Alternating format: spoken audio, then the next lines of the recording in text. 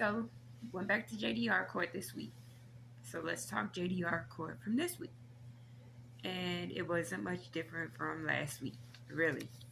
The only difference that I really want to highlight is coming into court. We go into court, and the Commonwealth attorney is in there, and she's already sitting down with a line of public defenders who are, as I say, Commonwealth attorneys, because they're paid by the Commonwealth, even though they're representing the defendant. A whole line of them trying to make a deal, playing let's make a deal, basically. And just hear me out. Let's talk this over before my client even comes in here. Just hear me out. Let's talk about it. Does that sound like a fair trial? Let's sit down and talk about it before my client even walks in the door. Let me kiss your butt and beg you to hear what I have to say before my client even walks in the door. Let's go ahead and try him, because you already feel how you feel before my client is even in here. So she stands there with everyone in that line pleading their case before the judge even comes in. This is our judicial system. This is how we try cases. This is it. It even went so far as to one that went over their script, basically, that said, okay, we came up with this. And then she said, and I quote, I'm going to object, but I'm going to say it in a way that's what? You're going to object and say it in a way that's what? So that it doesn't sound so what? So that you guys can still be friends afterwards. So that you don't look bad, and so that she doesn't look bad, because y'all work for the same team. Make that make sense.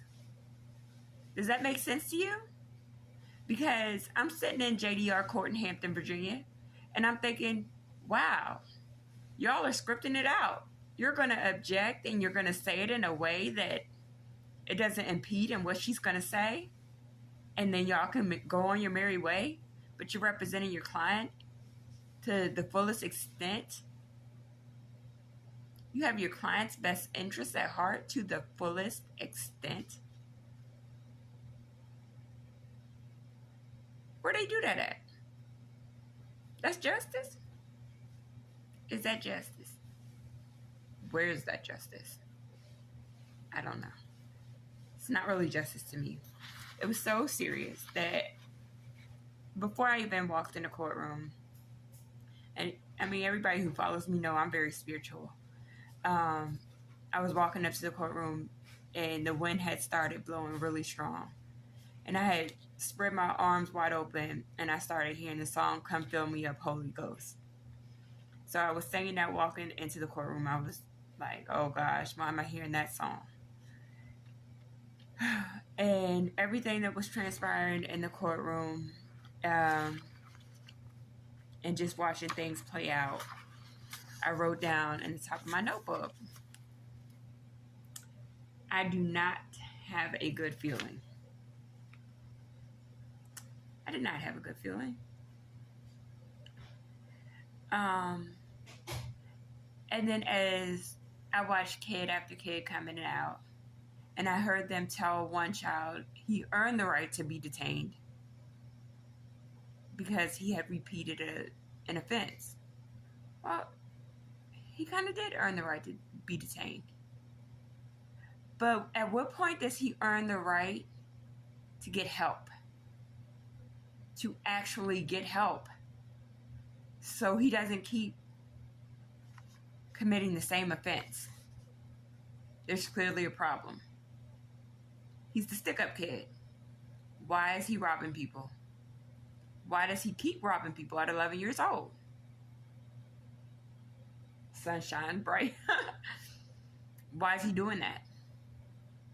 So instead of like him keep earning a spot in detention, can we get him some help?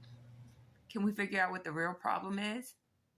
Or are we just going to keep locking him up every time he gets caught until he's 18 and he just ends up in jail? Just make it make sense. Is all I want to. That's really all I want. Is for somebody to make it make sense to me. And if we're not going to make it make sense, then let's really fix the justice system so that we help these kids and figure out what's really going on.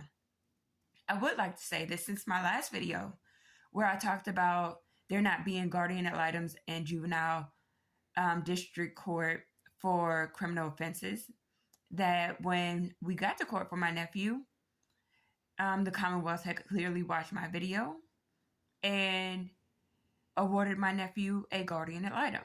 So he now has a guardian ad litem that will be there on his behalf along with his lawyer. So as the fight continues to actually get him help and to get other kids help, please be the voice for your children. Do not just take whatever is being handed. Be their voice. Be their reason. Fight to get them help. Real help.